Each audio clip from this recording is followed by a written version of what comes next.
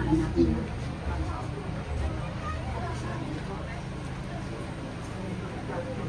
Ako makapaniwala na ngayon siya.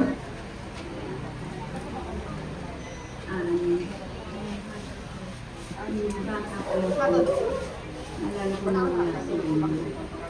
Sabi ko siya, bumalik siya na.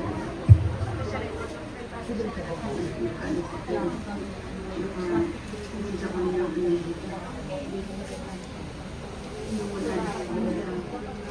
Sana lang, kasama sila. Kaya masaya.